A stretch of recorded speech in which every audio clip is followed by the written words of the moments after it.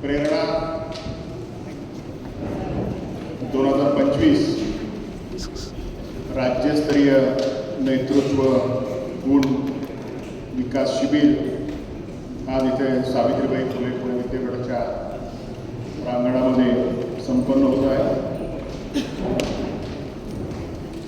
Ganesh Bhave sir, त्यांचे सर्व सहकारी, NSSचे सर्व पदाधिकारी आणि या सगळ्या शिबिरासाठी सावित्रीबाई फुले पुणे विद्यापीठामध्ये उपस्थित असलेले सर्व विद्यार्थी, खरं म्हणजे या शिबिराचा जो काही उद्देश आहे आणि त्या अनुषंगाने आपण जे काही वेगवेगळ्या गोष्टींच्या अनुषंगाने आपल्याकडे वेगवेगळ्या तज्ञांनी मार्गदर्शन केलेलं आहे। मला माहिती की आता जेवण झाल्यानंतरचा 1 तास खूप अवघड असतो, डोळे उघडे ठेवायचं कसं साधता आलं पाहिजे आपल्याला, बरोबर की नाही? कारण आपली सगळी ऊर्जा, ही सगळी पोटात जे काही अन्न गेले त्याची प्रक्रिया सुरू झालेली आहे आणि या सगळ्याचं भान ठेवून आपण या विविध सत्रांचा उद्देश काही वेगळ्या विषयांची, काही वेगळ्या संकल्पनांची आपल्याला माहिती होणे आणि त्या अनुषंगाने आपण नेतृत्व गुण ज्याला म्हणतो, लीडरशिप ॲबिलिटी म्हणतो, आणि हे नेतृत्व जे आपल्याला सर्वसामान्य ढोबळमानाने बाहेरच्या जगात दिसतं किंवा आपण बघतो ते नसावं असा माझा समज आहे। कारण नेतृत्व विकास म्हणजे लीडरशिप क्वालिटी डेव्हलपमेंट असं आपण म्हणू शकतो, पण याच्यामध्ये मीचा विकास नसून आम्ही कडे जाण्याचा विकास आहे। साध्या छोट्या छोट्या गोष्टीतून आपल्या लक्षात येईल की तुमचा आजचा जो वयाचा टप्पा आहे आणि त्यानंतर तुम्ही व्यावहारिकदृष्ट्या शिक्षण पूर्ण केल्यानंतर या सगळ्या जगाच्या पसाऱ्यामध्ये कुठेतरी स्वतःचं स्थान शोधायचा प्रयत्न करणार आहात। आपल्याकडे काय होतं की या सगळ्या व्यवस्थेचं आपण जर समजा आकलन केलं तर असं लक्षात येतं की तुम्ही सगळ्यांनी पाहिलं असेल ना, आपण घरामध्ये किंवा आपण घर बनवतो, एखादं समजा आपल्याला घर बनवायचं असेल तर काय करायला लागतं? एखादी वास्तू बनवायची असेल तर काय करायला लागतं? डायरेक्ट काय करायचं? फाउंडेशन सांगितलं तर कळेल। अगदी बरोबर आहे। एखादं घर बनवायचं असेल तर त्याचा आराखडा पहिले तयार करायला लागतो, कारण ते कशासाठी वास्तू वापरली जाणार आहे, त्याच्यामध्ये काय काय गोष्टी होणं अपेक्षित आहे।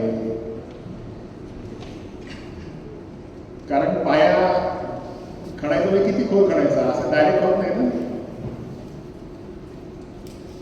या अनुषंगाने सोपा प्रश्न आणखी पुढचा माझा आहे की माझा करिअर जर मला घडवायचं असेल तर त्या करिअरची ब्ल्यूप्रिंट माझ्याकडे तयार आहे का? त्याचं उत्तर बहुतांशी आपल्याला मिळणार नाही। अजून 5 वर्षांनी 2030 मध्ये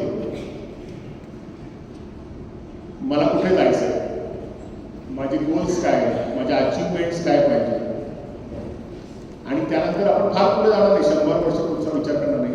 5-5 वर्षाचे 2 टप्पे आपण घेतले, आजपासून पुढची 5 वर्ष आणि त्याच्या पुढची साधारण 5 वर्ष, तर त्या अनुषंगाने आपल्याला तयारी करते। नाही तर काय होईल, आता आम्ही जे करतोय ते सिमेंट, वाळू, विटा, स्टील जसं मिळेल ते आम्ही होतो एका जागी, आणि आम्हाला असं वाटतं की यातून घर आपोआप उभं राहील, बरोबर? मधच्या बिंदूमध्ये आम्ही विषयांची, कोणी म्हणलं इंग्लिश शिकायचं, कोणी म्हणलं आणखीन काही शिकायचं ते शिकायचं, कोणी म्हणलं योगा करा तर योगा करायचं, कोणी म्हणलं इतिहास शिकलो. पण हे सगळं एकत्र आणून करायचं काय? या बाबतीत मला तरी वाटतं आपल्यामध्ये अजून ती स्पष्ट कल्पना नाही. परंतु आपण पाहिलं की जगामध्ये आपल्याला दिसणारी जी काही यशस्वी माणसं आहेत, अगदी छत्रपती शिवाजी महाराजांपासून स्वामी विवेकानंदांपासून उद्योग जगतामधली जी काही यशस्वी माणसं आहेत, त्यांनी त्यांच्या जीवनाचा आराखडा हा साधारण वयाच्या 6 ते वयाच्या 12 या वर्षामध्ये ठरवलेला आहे. तुम्ही अभ्यास करून बघा. वय वर्ष 6 ते वय वर्ष 12 याच्यामध्ये त्यांनी आराखडा ठरवला आहे आणि मग त्यांना त्या आराखड्यावर काम करायला मोठा कालावधी मिळाला. यशस्वी होण्याचं कारण तो आराखडा जेवढ्या लवकर आपल्याला गवसेल आणि मग त्यानंतर तुम्हाला त्याच्या अनुषंगाने तुमच्या स्वतःमधले नेतृत्व गुण असतील, आणखीन काही क्षमतांचा विकास करायला पुरेसा कालावधी मिळतो. आजही माझ्याकडे अजून निश्चित नाही की 2035 साली कुठल्या क्षेत्रामध्ये कुठल्या गोष्टीवर मी काम करणार आहे किंवा काय समाजात करणार आहे, माझं लाईफ काय असणार आहे. नोकरी करणारे खूप ढोबळ झालं, उद्योग करणारे हे खूप ढोबळ झाल्या गोष्टी, जनरिक गोष्टी झाल्या, बरोबर. म्हणजे मी रेल्वे स्टेशनवर पोहोचणार आहे असं म्हणण्यासारखं कुठल्या.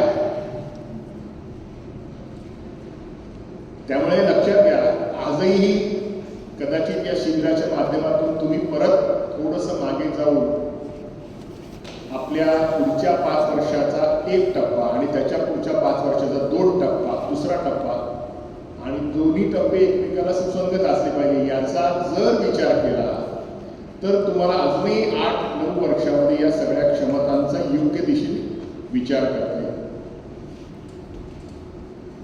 आणि हा विचार नाही केला तर काय होतं की आमचं आयुष्य आपण जसं म्हणतो ना, प्रवाहाबरोबर वाहत जातो आणि मग जे हाताला लागेल तो बोल, बरोबर की नाही. सचिन तेंडुलकर बघा, सुनील गावस्कर बघा, अमिताभ बच्चन बघा, अनेक कुठल्या क्षेत्रातले माणसं घ्या, त्यांचा निर्णय किंवा त्यांच्या आयुष्याचं फायनल डेस्टिनेशन काय असावं त्यात पुढे बदल होऊ शकतात, परिस्थितीनुसार बदल होऊ शकतात, त्याची उंची कमी जास्त होऊ शकते, हे सगळं अपेक्षित आहे. असं काही कोणी एकदम पिन पॉइंटेड ठरवू शकत नाही.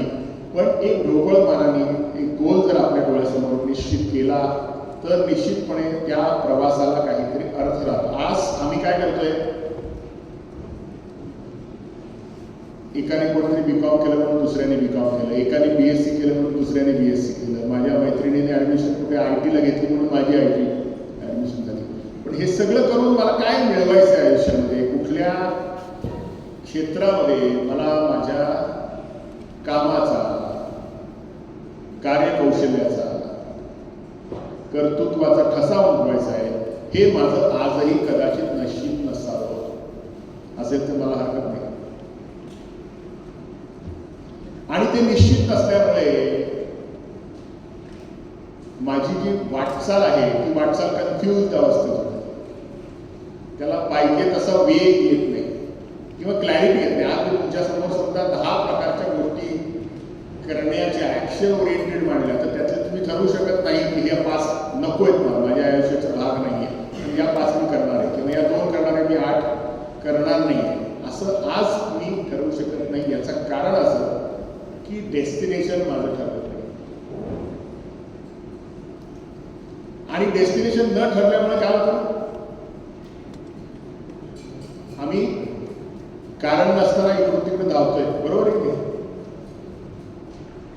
आता तुम्हाला आणखी उदाहरण समजून सांगतो, मी तुम्हाला पटेल, कदाचित आता थोडं पटलं असेल, आणखीन पटेल. साधारण तुम्ही किती FY SY PY या रेंजमध्ये आता असाल, बरोबर की नाही, बरोबर आहे ना. First year, second year, third year, त्याच्या आधी 12 वर्ष पूर्ण झाले असेल फॉर्मल एज्युकेशनची, 10वी 11वी 12वी, त्याच्यानंतर त्याच्या पुढच्या आता उच्च शिक्षणाच्या टप्प्यामध्ये आपण आहोत, बरोबर आहे की नाही. पहिली 5 वर्ष काढून टाकली समजा तर 6वी पासून 10वी पर्यंत आणि 11वी पर्यंत आणि आत्ताची काय जी 2 1 वर्ष तुमची झाली असेल, म्हणजे साधारण 7-8 वर्ष तरी आपण कॉन्शियस असताना, 5वी पर्यंत कसं आपण खूप लहान आहे असं समजू आपण, पण आपण कॉन्शियस असताना या शिक्षणाच्या प्रक्रियेमध्ये आहोत, बरोबर की नाही? आहे का नाहीये? मग जागा ठेवण्यासाठी प्रश्न मधून विचारतोय, काय त्याला भेटायला लागलेत मागे बसलेल्या, बरोबर आहे ना? 6वी, 7वी, 8वी, 9वी, 10वीचे 5 वर्ष, 11वी, 12वी 2, 7 वर्ष, आणि त्याच्यानंतर एखाद दुसरं वर्ष झालं असेल. 7-8 वर्ष आम्ही जागृतपणे शिक्षणाच्या प्रक्रियेमध्ये आहोत की नाही? आहोत. आमचं शैक्षणिक वर्ष कधी सुरू होतं? जूनमध्ये जनरल सुरू होतं ना, 5 जून, 7 जून, एखाद दुसरा दिवस इकडे तिकडे होत असेल कदाचित, बरोबर आहे? ज्या वर्षी आम्ही जूनमध्ये ज्या वर्गामध्ये प्रवेश करतो, आम्हाला माहिती असं आम्ही कुठल्या इयत्तेमध्ये आहे माहिती आहे ना? आत्ता तुम्ही जसं एसवायला असाल किंवा एसवायला असाल, मला माहिती असतं ना, जूनमध्ये माहिती असतं का नसतं असं माहिती. आता काय शिक्षण पद्धती बदलली शाळेत मला माहिती, आमच्या वेळी तुम्ही सांगायची की तू 5वीत आहेस किंवा 6वीत आहेस, म्हणजे मी ज्या इयत्तेत आहे, 7वीत आहे, 8वीत आहे, मला जूनमध्ये माहिती होतं का नव्हतं माहिती होतं, बरोबर आहे ना? त्याची साधारण त्या इयत्ता पूर्ण करण्यासाठीची वार्षिक परीक्षा साधारण मार्च किंवा एप्रिलच्या पहिल्या आठवड्यात, हे मला जूनमध्ये माहिती होतं का नव्हतं माहिती, बरोबर आहे? कदाचित टाइम टेबल 2-4 दिवस इकडे तिकडे, म्हणजे मला जूनमध्ये माहिती होतं मी कुठल्या इयत्तेत आहे. दुसरी गोष्ट मला माहिती होती की साधारण किंवा माझी वार्षिक परीक्षा होणार आहे, माहिती होतं, बरोबर आहे की नाही? जूनमध्ये मला हेही माहिती होतं की मला या इयत्तेमध्ये कुठले विषय शिकायचे, माहिती होतं ना? का सरप्राईज होतं? ते काय 5-6 विषय तुम्हाला शिकायचे होते, ते सगळे मला माहिती होते. त्या विषयांचा साधारण काय अभ्यासक्रम आहे तोही माहिती होता.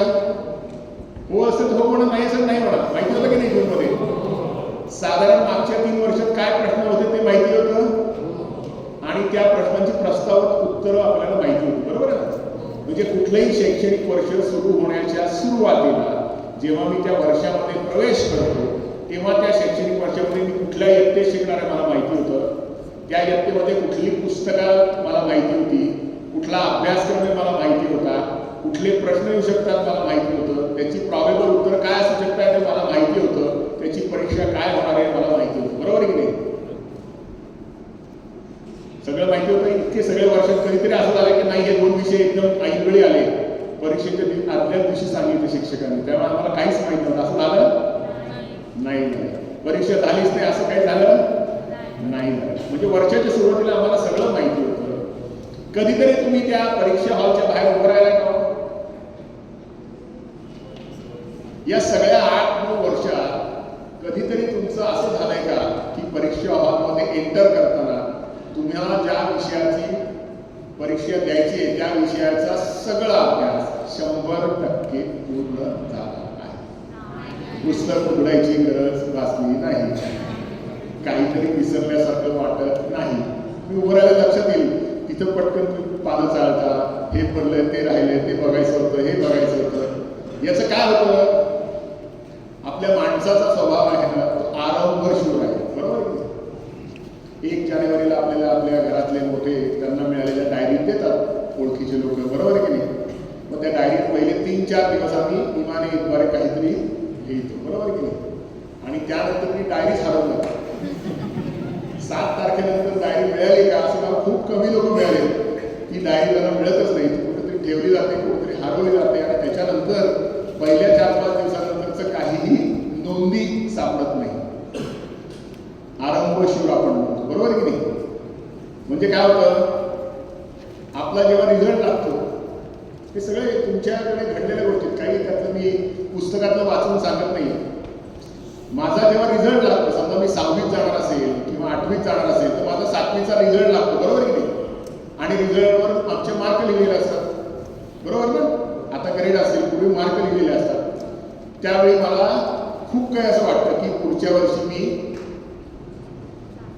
माझ्या अभ्यासाचं वेळापत्रक आखणार. पुढच्या वर्षी मी सकाळी 6 वाजता गजर लावून उठणार. पुढच्या वर्षी मी रोज सकाळी 2 तास संध्याकाळी 2 तास अभ्यास करणार. असे आम्ही खूप ज्याला आपण म्हणतो ना एक्झॉस्टिव्ह लिस्ट तयार करतो, आई वडिलांना दम देतो आम्ही सकाळी 6 वाजता उठवा तुमची जबाबदारी. ते बिचारे सकाळी उठवतात, त्यांची झोप मोडते, आम्ही 10 मिनिटं करून ते झोपतो ते परत कधीच उठत नाही. बरोबर आहे की नाही? या संकल्प कसं असतं की ज्यावेळी रिझल्ट माझ्या हातात असतो त्यावेळी माझे संकल्प खूप स्ट्रॉंग असतात. बरोबर आहे की नाही? गडबड काय होते, समजा एप्रिलमध्ये माझा रिझल्ट लागला 30 एप्रिलला, तर पुढचं वर्ष सुरू होतं जूनमध्ये, मध्ये 60 दिवस जातात आणि मग त्यामध्ये त्या रिझल्टची इंटेन्सिटी जी असते माझी, त्या दिवशी जी मनाला वाटलं असते की पुढच्या वर्षी असं झालं पाहिजे तसं झालं पाहिजे, ते सगळं कुठेतरी हवेत विरून जातं. आणि ते केव्हा आठवतं सांगू तुम्हाला? केव्हा आठवतं? परीक्षेचं वेळापत्रक जेव्हा नोटीस बोर्डवर लागतं तेव्हा आम्हाला आठवतं की आपल्याला जूनमध्ये हे करायचं आपण ठरवलं होतं. आता आपण मार्चमध्ये आहोत, पुढच्या 15 दिवसांनी परीक्षा आहे आणि हे वर्षानुवर्ष होतं. बरोबर आहे की नाही? त्यामुळे आपला आरंभ सुरूपणा असतो. बरेच वेळा आपण वाढदिवसाला ठरवतो आपल्याला काय बदल करायचे स्वतःच्या व्यक्तिमत्वाने, प्रत्येकाला माहिती आहे. वाढदिवसाला आपण ठरवतो, वाढदिवसा पार्टीमध्ये हरवतो. 31 डिसेंबरला ठरवतो, मग ते टीव्हीवरचे कार्यक्रम बघता बघता 1 जानेवारी लक्षात येत नाही की आपण काहीतरी ठरवलं होतं. वेगवेगळ्या आपल्या सणांना आपण काहीतरी ठरवतो, चांगलं काहीतरी बदल आपल्या आयुष्यामध्ये, ज्याला टर्निंग पॉईंट ज्याला म्हणतात, आयुष्यामधला एक बदलाचा क्षण हा आपल्याला दिसतो, असतो, ठरवलेला असतो, परंतु तो क्षण आपण कुठेतरी काळात हरवून जातो, नुसताच मनात ठेवतो, कृतीमध्ये येतो का? येत नाही. असं दरवर्षी होतं की नाही? प्रत्येक वर्षी माझा काहीतरी अभ्यास अंतिम परीक्षेपूर्वी राहिलेला असतो, काहीतरी विसरलेला असतं, काहीतरी बघितलेलं नसतं. याचा अर्थ बदलायची शक्यता कशामध्ये आहे? मला माझ्या सवयी बदलण्याची आवश्यकता आहे. बरोबर? मग हे सगळं बदलायचं असेल तर काहीतरी त्याला आपल्याला प्रक्रिया करायला लागेल. बरोबर आहे की नाही? आपलं काय होत आहे, आपल्याला चांगलं काय ते माहिती आहे, आपल्याला वाईट काय ते माहिती आहे, आपल्याला बदल काय ते माहिती आहे. माझ्या व्यक्तिमत्वाला चांगल्या तऱ्हेने माझ्या विचारांची जुळवण्यासाठी कुठल्या कुठल्या टूल्सची आवश्यकता आहे हेही माहिती आहे, परंतु कृती घडत नाही. आपण व्यायामाचा संकल्प अनेक वेळा करतो. बरोबर की नाही? 2-4 दिवस आपण, मी पाहिलं का जिम लावणं किंवा अशी काहीतरी एक संकल्पना असते. लोक जातात, काहीतरी कुठलं तरी पाहतात, कुठलं तरी भाषण ऐकतात, आई वडिलांकडून पैसे घेतात, जिमचे वर्षभराची मेंबरशिप भरतात, एकही महिना पूर्ण करत नाही. असे 90% लोक आहेत. बरोबर की नाही? 90% लोक आहेत की जे सगळी अलाइड व्यवस्था करतात, त्याच्यासाठी ड्रेस घेतील, शूज घेतील चांगले. बरोबर की नाही? पण ते उद्यापासून, आपल्याकडे मराठीत म्हण माहिती आहे तुम्हाला, कल करायचो आज करायचो, हे सगळं पाठ आहे आपल्याला. पण अब म्हणजे कब, तिकडे सगळे गडबड होतं. आता याला आपल्याला काय करता येईल? या सगळ्या गोष्टी आपल्याला माहिती आहेत, आपल्याला माहित नाही असं नाही, पण याच्यामध्ये काहीतरी आपल्याला चांगला बदल घडवून आणायचा. बरोबर आहे की? सगळ्यात पहिले काय आहे, आपल्याला आपलं डेस्टिनेशन, ब्ल्यू प्रिंट आपल्याला तयार केली पाहिजे. बरोबर आहे की नाही? मला जर आराखडाच तयार करायचा नसेल, केला नसेल, तर पहिल्यांदा प्राथमिकता तो करायची गरज आहे की 2030 साली तुमचं व्यक्तिमत्व तुम्ही कुठे असणार आणि त्याच्या अनुषंगाने तुम्हाला काय रिसोर्सेसची गरज आहे, काय गोष्टी नवीन करायची गरज आहे. समजा मला वाटलं की 2030 साली मला क्रिकेटियर व्हायचं आहे, क्रिकेटमध्ये सहभाग घ्यायचा आहे, तर मला क्रिकेट खेळता आलं पाहिजे, चांगल्या दर्जाचा क्रिकेट खेळता आला पाहिजे, त्या क्रिकेट संदर्भातली सगळी तांत्रिक माहिती असली पाहिजे आणि मला क्रिकेट खेळण्याचा सराव असला पाहिजे. बरोबर की नाही? हा सराव मैदानावरचा असला पाहिजे, मोबाईलवरचा नाही.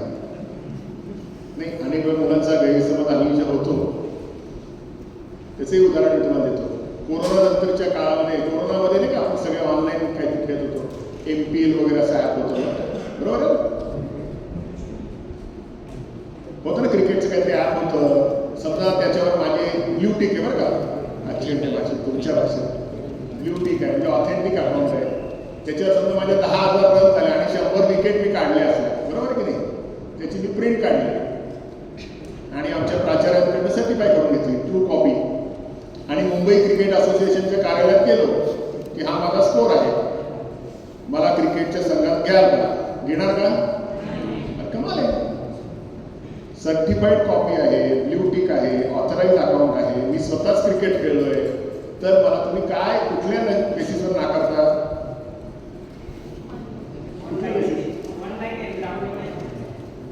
मग आम्ही परीक्षेमध्ये मार्क मिळवतो, ते कागदावरचे मार्क असतात की नाही, आणि तीच मार्कशीट घेऊन नोकरी मागायला जातो आणि आम्हाला नोकरी नाकारली जाते. ह्यात आणि त्यात काहीतरी साम्य आहे का? मी समजा एखाद्या विषयाच्या व्याख्या समजा आपण घेतला, आता माझ्या विषयाचं सांगतो, एखाद्या व्यवस्थापन शास्त्र विषयातला एखादा चांगला लेखक आहे, खूप फेमस आहे, जागतिक कीर्तीचा आहे, त्या लेखकाचं जे काही डेफिनेशन आहेत, व्याख्या आहेत, त्या सगळ्यांनी पाठ केल्या आणि पाठ करून माझ्या स्मरणशक्तीच्या जोरावर उत्तरपत्रिकेमध्ये लिहिल्या, तर मला 100 पैकी 100 मार्क मिळू शकतात की नाही? मिळू शकतात, बरोबर आहे की नाही? मग ते सगळं माझा स्कोर एवढा चांगला पाहिला, एखाद्या कंपनीने मला ऑफर दिली आणि मला सांगितलं की बाबा या गोष्टीचं प्रॉडक्टचं मार्केटिंग तुम्हाला करायचं आहे. मी ते प्रॉडक्ट घेतलं, कस्टमरकडे गेलो अपॉइंटमेंट घेऊन आणि ते सगळ्या डेफिनेशन करून दाखवल्या मार्केटिंगच्या. मग माझं प्रॉडक्ट विकलं जाईल का? असं कसं काय? याला काय अर्थ आहे का? जे डेफिनेशन मी तोंडपाठ म्हणून न चुकता उत्तरपत्रिकेत लिहिल्या, तर मला 100 पैकी 100 मार्क मिळतात. त्याच व्याख्या, त्याच विषयाच्या मार्केटिंग संकल्पना घेऊन कस्टमरकडे मी प्रॉडक्ट हातात धरून उभा आहे आणि त्याच व्याख्या म्हणून दाखवल्या, तर माझं प्रॉडक्ट विकलं जाईल का? असं कसं काय होऊ शकतं? काहीतरी चुकतंय ना? याचा अर्थ ज्ञान आणि त्या ज्ञानाचा प्रत्यक्ष व्यवहारात किंवा व्यवसायात होणारा उपयोग या दोन्ही वेगळ्या प्रकारच्या कला आहेत. ज्ञान मिळवणं, ज्ञान साठवणं आणि ज्ञान पुन्हा टेक्स्ट स्वरूपात व्यक्त करणं त्याच्या उलट आहे. ज्ञान मिळवणं, ज्ञान साठवणं आणि ज्ञान ऍप्लिकेशन करणं, त्या ज्ञानाचा, त्या व्याख्याचा ऍप्लिकेशन करणं, त्याला महत्व आहे की नाही? बरोबर आहे की नाही? समजा मी ऑनलाईन स्विमिंगचे क्लासेस लावले आणि स्विमिंगवर मी तुम्हाला 1 तास व्याख्यान दिलं आणि तुम्ही मला उचलून पाण्याच्या तलावात टाकलं, तर मला पोहता येईल का? नाही. आता आपल्याला फरक लक्षात आला? आपली सगळी जी थॉट प्रोसेस आहे ती सगळी आपल्या मेंदूमध्ये आहे, बरोबर आहे ना? कृतीमध्ये उतरायत नाही आणि जोपर्यंत कृतीमध्ये उतरत नाही तोपर्यंत त्याचा आपल्याला शाश्वत रिअल उपयोग होत नाही. मला असं वाटतं की मी मिळवलेली पदवी, मी मिळवलेले मार्क, मी मिळवलेली ग्रेड, मी मिळवलेली डिग्री ही मला माझ्या ध्येयापर्यंत घेऊन जाईल, तर तसं नाहीये. तुमची डिग्री, तुमची पदवी, तुमचं विषयाचं ज्ञान हे माध्यम आहे, हे साधन आहे आणि साध्य नाही. आलं लक्षात? साधन आहे, तुम्हाला त्या ऑब्जेक्टपर्यंत पोहोचण्याचं साधन आहे. त्या ज्ञानाचा जर मला वापर करता आला नाही तर त्याचा काय उपयोग आहे का? नाही उपयोग. त्यामुळे तो वापर कसा करायचा आणखी एक मी तुम्हाला उदाहरण देतो. समजा त्या स्वामी स्वरूपानंदांचं एक वाक्य चांगलं आहे, की आध्यात्मिक वाक्य असलं तरी ते आपण व्यावहारिक दृष्ट्या जोडून घेऊ. त्यांनी असं म्हणले, ध्येय असावे सुदूर, सुदूर ध्येय असावे सुदूर, की जे कधी न हाती यावे, जीवे भावे मात्र तयाच्या प्रकाशात चालावे, प्रकाशात चालता चालता चालण्याची विसरावे, भावातीत ध्येयी तन्मय व्हावे. हा त्यांच्या आध्यात्मिक अर्थ घ्यायचा नाही. ध्येय असावे सुदूर, सुदूरचा अर्थ काय पाहिजे? मी असं एकदा ठरवलं की उद्या मला पुढच्या 3 महिन्यामध्ये मी एव्हरेस्ट सर करणार आहे. सुदूर आहे का? नाही, खूप दूर आहे. थोडे दिवसात मला कळलं ते काही शक्य नाही, त्यामुळे मी काहीच करणार नाही. बरोबर आहे ना? ध्येय असावे सुदूर, म्हणजे दिसलं पाहिजे, मला व्हिज्युअलाइज झालं पाहिजे, अशक्य नाही पाहिजे. बरोबर आहे की नाही? ध्येय मला दिसलं नाही, मी समजा ठरवलं की मला पर्वती चढायचे, तर माहिती आहे ना मला की जे कधी ना हाती यावे, कारण एकदा ध्येयापर्यंत पोहोचला की तुमचं कामच संपलं. त्यामुळे सुरक्षित अंतरावर असलं पाहिजे, पण दिसलंही पाहिजे की जे कधी ना हाती यावे. बरोबर आहे?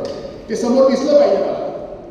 प्रत्येकाच्या करिअरमध्ये त्याचा त्याचा माउंट एव्हरेस्ट त्यांनी शोधून ठेवला पाहिजे. मग तो तुमच्या क्रीडा क्षेत्रातला असो, तुमच्या फिल्म क्षेत्रातला असो, तुमच्या ॲक्टिंग क्षेत्रातला असो, तुमच्या उद्योग क्षेत्रातला असो, तुमच्या क्षेत्रातलं सर्वोच्च स्थान, सर्वोच्च व्यक्ती तुमच्या डोळ्यात, मनात, विचारात सातत्याने असला पाहिजे. एखाद्या व्यक्ती आणि एखादं कार्य हे इक्वल ऑर ग्रेटर दॅन होतं तेव्हा ती व्यक्ती त्या पूर्ण ध्येयाशी एकरूप झालेली असते. क्रिकेट म्हणजे आपण सचिन तेंडुलकरकडे बघतो, सुनील गावस्करकडे बघतो, वेंगसरकरकडे बघतो, संगीत म्हणलं तर लता मंगेशकरकडे बघतो, आशाताई भोसलेंकडे बघतो, सतार म्हणलं की आपण वेगळ्या व्यक्तीकडे बघतो, अभिनय म्हणलं की वेगळ्या व्यक्तीकडे बघतो, लेखक म्हणलं की वेगळ्या व्यक्तीकडे बघतो. म्हणजे ते व्यक्ती आणि त्यांचं ध्येय एकमेकांशी इक्वल ऑर ग्रेटर दॅन, त्याच्यापेक्षा मोठं झालेलं असतं. बरोबर. शहनाईचं वाक्य ऐकलं तुम्ही? शहनाई आपल्या प्रत्येक गोष्टीमध्ये शहनाई वाजते. काय त्याच्यात होते? छोटंसं वाद्य, त्याच्यामध्ये फक्त फुंकर झालेली असते. बरोबर की नाही? पण त्या एका फुंकरमध्ये एवढी ताकद असू शकते की त्या एका वाद्याने आज जगभरातले सगळी कार्य सुरू होतात. मग ती व्यक्ती जी आहे बिस्मिल्ला खान, बरोबर आहे, त्या एका वाद्यामध्ये इतकी ताकद निर्माण केली की आज शहनाई म्हणलं की बिस्मिल्ला खान, बरोबर आहे. अभिनय म्हणलं की आपल्याला नाना पाटेकर आठवतो, अमिताभ बच्चन आठवतो आणि अनेक असे कलाकार आठवतात. मग माझ्याशी इक्वल असलेलं माझं ध्येय काय, हे पहिले तुम्ही तुमच्याकडे लिहून ठेवलं पाहिजे. की कशाने तुमची ओळख झाली पाहिजे जगाला? तुमच्या नावाने झाली पाहिजे, तुमच्या गावाने झाली पाहिजे का तुमच्या कामाने झाली पाहिजे? कामाने झाली पाहिजे. बरोबर आहे की नाही? आज क्रिकेट जिंकणारा किंवा एखादी स्पर्धा जिंकणारा आपल्याला अनेकदा पाहतो, कोणीतरी कुसळमध्ये जिंकलं, आपण प्रत्येक जण त्याचा स्टेटस बघतो, हो की नाही? आपण बघतो तो माझ्या गावातला होता का नाही, माझ्या शाळेतला होता का नाहीये, माझ्या विद्यापीठातला होता का नाही, बघतो का आपण? आज भारतातले लाखो कोट्यावधी लोक त्याचं स्टेटस ठेवतात. त्यामुळे तुम्ही असं काही अचीव करा आयुष्यामध्ये की तुमचं स्टेटस लोकांना ठेवलं पाहिजे. स्वतः आपण ठेवतोच, बरोबर ना? तुमचा फोटो किंवा तुमचं कार्य लोकांनी स्वतःच्या स्टेटसला ठेवलं पाहिजे. अवघड आहे का? आपण म्हणलं की ध्येय कसं ठरवायचं? ध्येय असावे सुद्धा की जे कधी न हमी यावे, जीवे भावे मात्र त्याच्या प्रकाशातच चालावे, प्रकाशात चालता चालता चालण्याची विसरावी. म्हणजे तुम्ही आणि ध्येय एकूण बोलला, जसं मी सांगितलं की ती कला किंवा तो क्रीडा प्रकार किंवा ते कार्य, म्हणजेच आपल्याला जसं आपण उद्योग म्हणलं, चंद्रराव किर्लोस्कर आपल्याला आठवतात, आबासाहेब गरवारे आपल्याला आठवतात. या सगळ्या लोकांच्या चरित्रामध्ये लिहा 6 ते 12 वर्षामध्ये त्यांनी त्यांच्या आयुष्यात ध्येय ठरवलं की त्यांना निश्चितपणे या जगामध्ये काय करायचं आहे. आता आपण सोबत उदाहरण, हे सगळं साध्य कसं करायचं आहे? सगळं थिअरॉटिकली बाबा छान वाटतं, आपल्या टाळ्या वाजवायचं वाटतं, पण आपल्याला हे कसं साध्य करायचं? आज आपण ठरवलं की माझं ध्येय आत्ताच पुढच्या 3-4 वर्षाचं, मला पुण्यापासून छत्रपती शिवाजी टर्मिनस मुंबई VT इथं मला पोचायचं आहे. बरोबर आहे? हे ध्येय ठरवलं की काय होतं? मी आता तुम्हाला इंग्रजी अल्फाबेट सांगतो, ते तुम्हाला कायम उपयोगाला पडतील. बरोबर आहे? आत्ता काय होतं माझं माहिती का? मी इथं उभा आहे आणि मला आयुष्यात काहीतरी अचीव करायचं आहे. मग मला कोणीतरी भेटतात, तो सांगतो की सर असं करा, तुम्ही या मुंबईच्या दिशेला, पिंपरी चिंचवडच्या दिशेने जा, तुम्हाला तिथं तुमचं काहीतरी चांगलं ऑब्जेक्टिव्ह किंवा चांगलं यश मिळू शकेल. मग आम्ही कोणाच तरी ऐकतो, कुठल्या तरी क्लासवाल्यांचं ऐकतो, कुठल्या तरी जाहिरात बघतो आणि त्या दिशेने चालायला लागतो. थोड्या वेळा लक्षात येतं की नाही बाबा, हे काय आपल्याला जमेल असं वाटत नाही. मग मला परत कुठला तरी भोसरी चौकात एक माणूस भेटतो आणि तो सांगतो की नाशिक रोडला तुम्ही गेलात ना तर तुमचं निश्चितपणे भलं होणार. बरोबर आहे की नाही? कारण माझं ध्येय मी ठरवलेलं नाहीच आहे. मग कोणतरी मला सांगितलं नाशिक रोडला तुम्ही चालायला सुरुवात करा आणि मग तुम्हाला काहीतरी आयुष्यामध्ये चांगलं यश मिळेल. मग मी नाशिकच्या दिशेने चालायला लागतो. थोड्या वेळाने परत मला कोणतरी भेटतो, तो म्हणतो नाही नाही, तुम्हाला खरंच जर काही चांगलं आयुष्यात अचीव करायचं असेल तर माझा आहे का, आळंदीच्या दिशेने तुम्ही साखरवर उजव्या हाताला पळसा घ्या आणि आळंदीच्या दिशेने चालायला लागता. मग मी थोड्या वेळी काय करतो की परत त्याचा ऐकतो आणि आळंदीच्या दिशेने चालायला लागतो. ते करून विमाननगर चौकात आल्यानंतर कोणीतरी मला सांगतं की असं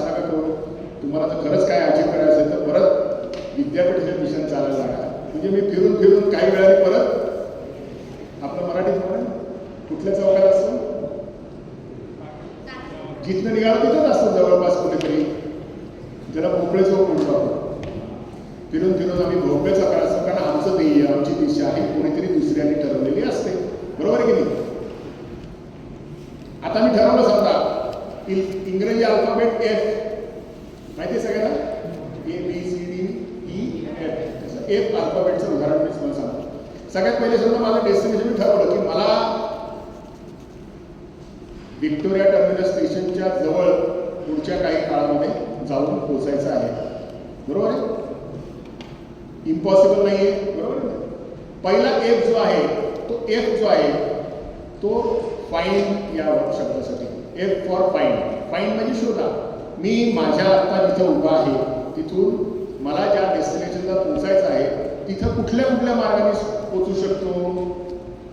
मग तुम्ही त्याची यादी काढू शकता. मी चालत पोहोचू शकतो, मी सायकलवर जाऊ शकतो, मी ज्याला आपण म्हणतो ST बसने जाऊ शकतो, मी रेल्वेने जाऊ शकतो, मी सायकलवर जाऊ शकतो, मी मोटरसायकलवर जाऊ शकतो, मी ओला करून जाऊ शकतो, मी विमानानेही जाऊ शकतो, हेलिकॉप्टरने जाऊ शकतो. असंख्य पर्याय तुमच्यासमोर उभं राहतील.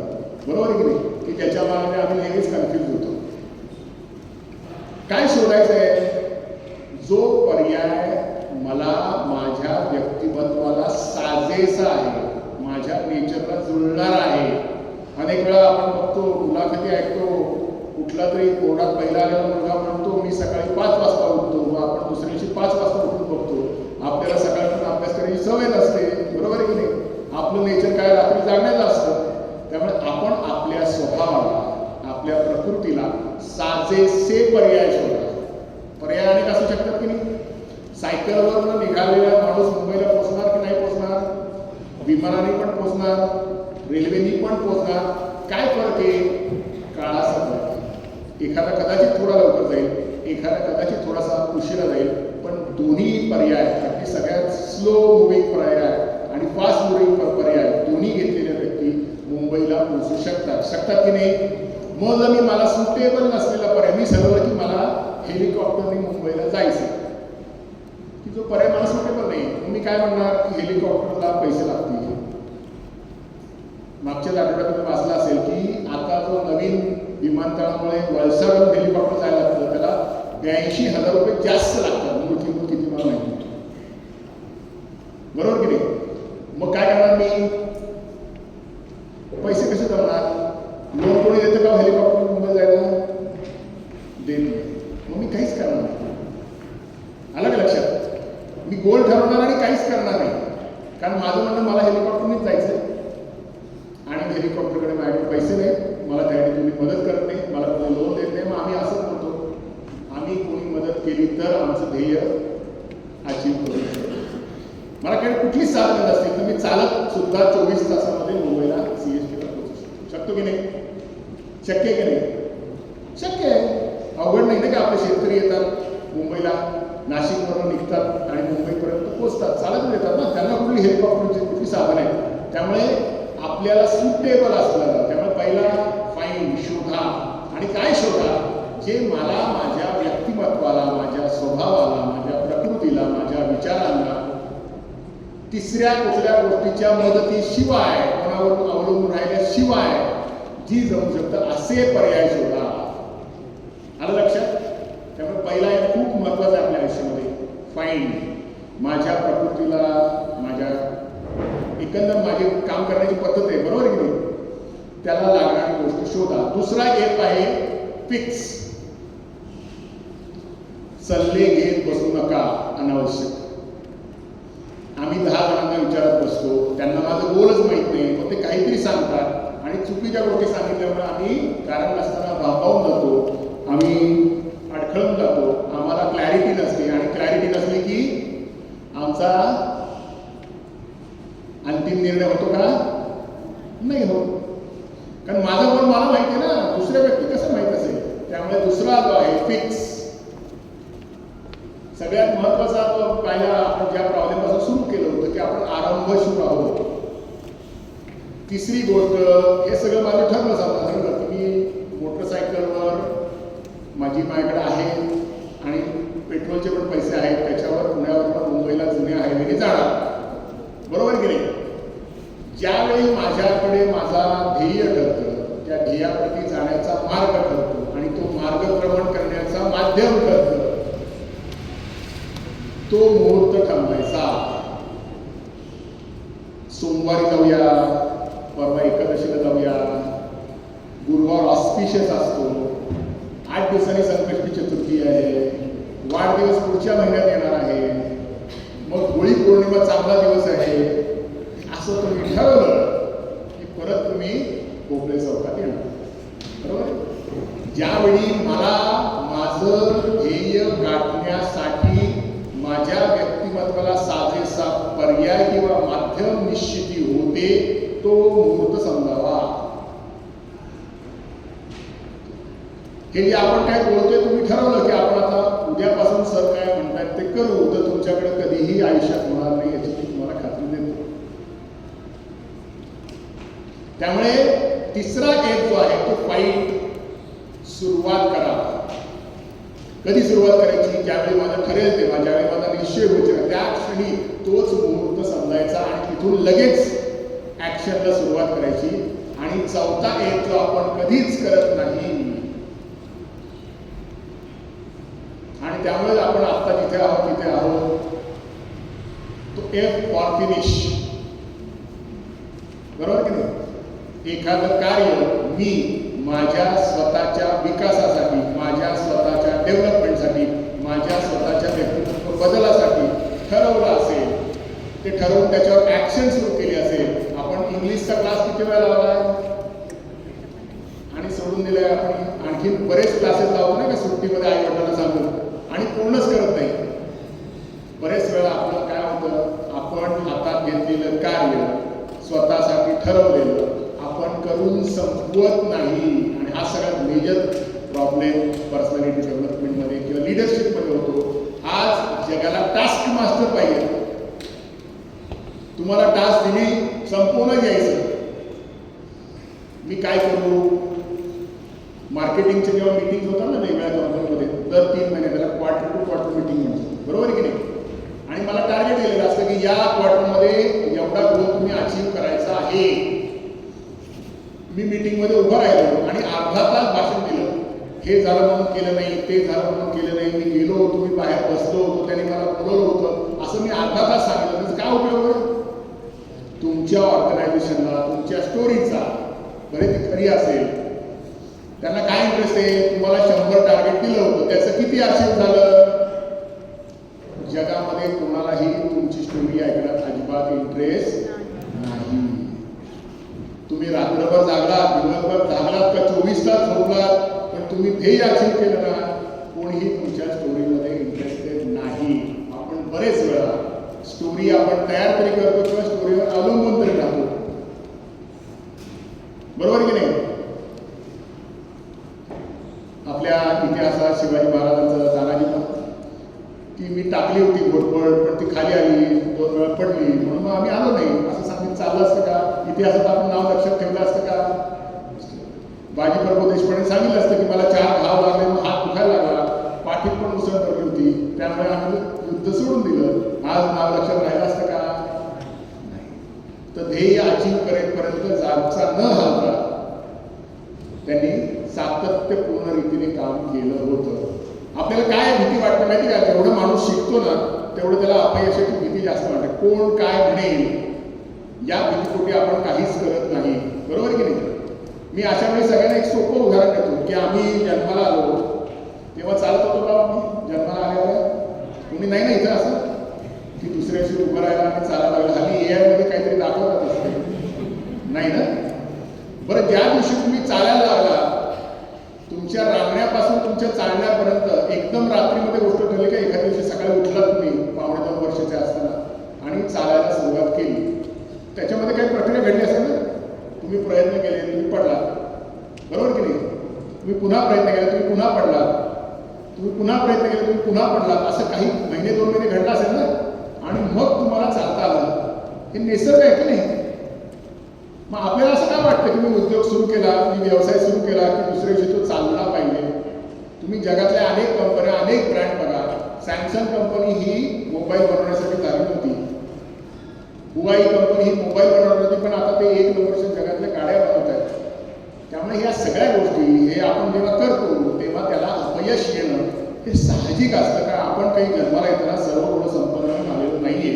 पण अपयशातून शिकणं, अपयशाचा अभ्यास करणं आणि त्याचे दोष दूर करण्याचा प्रयत्न करणं याच्यातच तुमचं यश आहे. आपण अपयशाने खचतो, पळून जातो, धावतो आणि स्वतःचं खच्चीकरण करतो आणि मग डेअरिंग करत नाही. चापली मूठ सर्व लागायची, असं आपली पर्सनॅलिटी असते. त्यामुळे असं करायची गरज आहे का? आज समजा आपल्याला एखाद्या उद्योगात अपयश आलं तर तुमचं यशच लोक लक्षात ठेवणार आहे. अपयश कोणीही लक्षात ठेवत नाही. एकदा शून्यावर आऊट झाला म्हणजे सेंचुरी मारणार नाही, सेंचुरी करता येणार नाही असं आहे का? नाही. परंतु आम्हाला असं वाटतं की कोण काय म्हणेल, घरातले काय म्हणतील, नातेवाईक काय म्हणतील, आजूबाजूचे लोक काय म्हणतील, म्हणून आम्ही खूप शिकतो. पण ते ज्ञान कृतीमध्ये आणायला घाबरतो, कृतीमध्ये आणण्याचा विचार करत नाही आणि त्यामुळे आम्ही आहे तिथेच राहतो. त्यामुळे 4 गोष्टीचा फॉर्म्युला वापरायचा आहे की ज्याला आपण म्हणतो मराठीमध्ये आत्मविश्वास, कॉन्फिडन्स. हा कॉन्फिडन्स बोर्नविटा किंवा तत्सम काही गोष्टी पिऊन येत नाही. ते फक्त जाहिरातीमध्ये दिसतं. बरोबर आहे की नाही? कॉन्फिडन्स कधी येतो? कुठलं तरी शीतपेय प्यायल्यावर कॉन्फिडन्स येतो. याडवरून त्याडवरून असा कुठलाही येत नाही. प्रयत्न तुम्ही केले, सातत्यपूर्ण प्रयत्न केले आणि प्रत्येक प्रयत्नात इम्प्रूव्हमेंट केली म्हणून तो फॉर्म्युला लक्षात आहे की काय? फाईंड, फिक्स, फाईट आणि फिनिश. करून संपवा. मला आत्मविश्वास केव्हा येईल? आता तुम्हाला एक छोटी गोष्ट सांगतो. उद्यापासून, आता आज ऑलरेडी अर्धा गेला म्हणून उद्यापासून नाही तर आजच पासून आपण 24 तासामध्ये समाज माध्यम किती तास वापरतो? रविवारी सकाळी 9 वाजता आपल्याला ॲव्हरेज येतो. बरोबर की नाही? 6 ते 8 तास. बरोबर की नाही? सोशल मीडियावर आमचे विद्यार्थी सगळेच जण 6 ते 8 तास असतात. बरोबर की नाही? साईचोक 24-25% वेळ आम्ही समाज माध्यमांवर रोज घालवतो. बरोबर की नाही? हो का नाही? नसेल तर मला मोबाईल दाखवा, मला ॲव्हरेज काढतो सांगतो. आता माझ्यासाठी एक गोष्ट करायची आहे. आपल्याला 1% वेळ हा माझ्या आरोग्यासाठी द्यायचा आहे. 1% साधारण 30 मिनिटं आणि 1% वेळ हा माझ्या स्वतःच्या डेव्हलपमेंटसाठी द्यायचा आहे. ज्याला मराठीमध्ये आपण म्हणतो सिस्टमॅटिक इन्व्हेस्टमेंट प्लॅन. सातत्यपूर्ण नियमित गुंतवणूक कशामध्ये करायची? सगळ्यात पहिली गुंतवणूक ही तुमच्या आरोग्यामध्येच असली पाहिजे. मला खूप चांगलं येतं पण माझा मेंदू लवकर थकतो. मला खूप चांगलं येतं पण माझ्या हार्टवर प्रेशर येतं. मला खूप चांगलं येतं पण मला 4 पावलं चालल्यावर दमायला होतं. तर मी आयुष्यात काय करू शकेन का?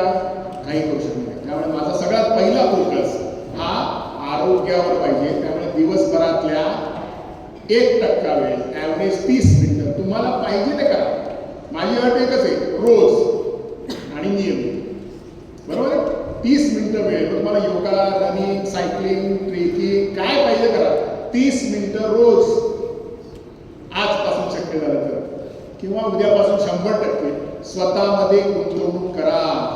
कुठल्याही कॅल्शियमच्या टॅबलेट घेऊन आपलं आरोग्य सुधारत नाही. कुठलंही मेडिकेशन घेऊन आरोग्य सुधारत नाही. त्यामुळे माझ्यामध्ये माझी मेंटल कन्सिस्टन्सी, माझी फिजिकल स्ट्रेंथ ही चांगली राहिली पाहिजे. तुम्ही फुटबॉलच्या मैदानाला 5 फेऱ्या मारून बघा.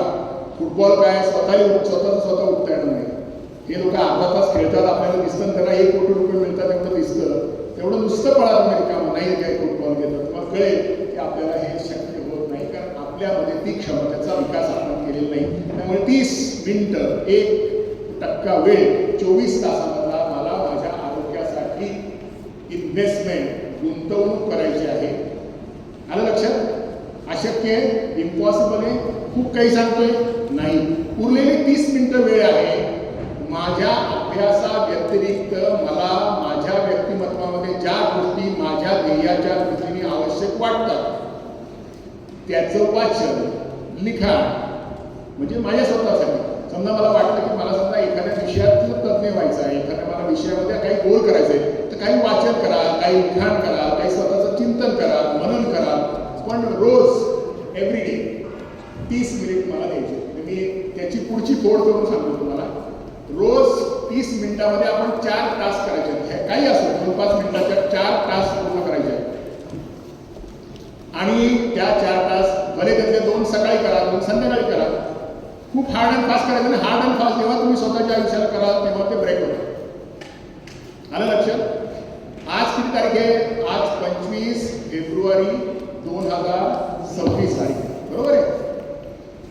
या तारखेनंतर पुढचे 365 दिवस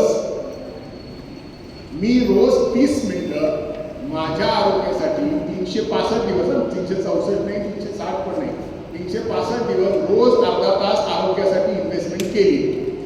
त्याच्यानंतर दुसऱ्या अर्धा तासाचा उपयोग सकाळी 15 मिनिटं असो, संध्याकाळी 15 मिनिटं असो, त्या अर्धा तासामध्ये माझ्या व्यक्तिमत्वामध्ये मला जो बदल वाटतोय त्या बदलाच्या अनुषंगाने किंवा माझ्या कपॅसिटी बिल्डिंगच्या अनुषंगाने मी रोज 3 ते 4 तास करण्याचा प्रयत्न केला. रोज 30 मिनिटं.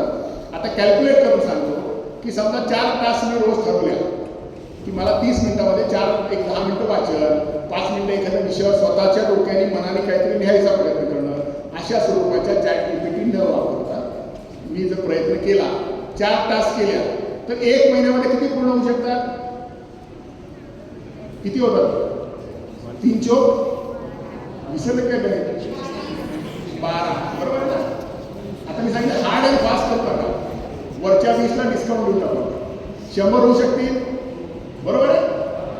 12 महिने समजा मी दर महिन्याला 100 गोष्टी मी माझ्या व्यक्तिमत्वासाठी मी ठरवून मी पूर्ण केल्या. हे महत्वाचं सगळ्यात. कोणी सांगितलेलं नाही, मी तर अजिबात नाही. तर किती होतील 12 महिन्यामध्ये? 1200 होतील. पुन्हा 200 देऊन द्या. आता डिस्काउंट देऊन जमा नाही ना. समजा 200 एखाद्या वेळेला आजारी पडतो, एखाद्या वेळेस जमलं नाही, एखाद्या वेळेला नाही पूर्ण झाली.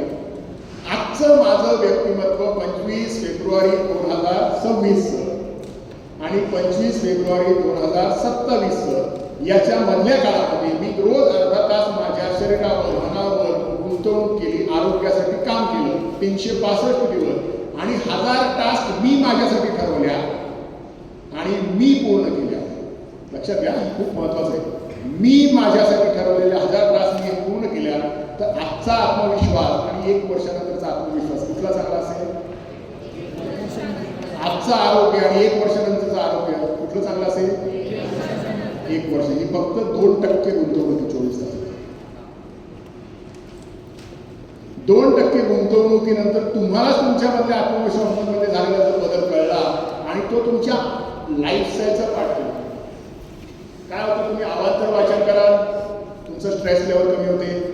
अवांतर वाचन कराल, तुमची पॉझिटिव्हिटी वाढते. अवांतर वाचन केल्याने तुमचं कॉन्फिडन्स वाढतो की मी ठरवलं माझ्यासाठी जे करायचं मी करू शकतो. हे फक्त भाषणातून होत नाही.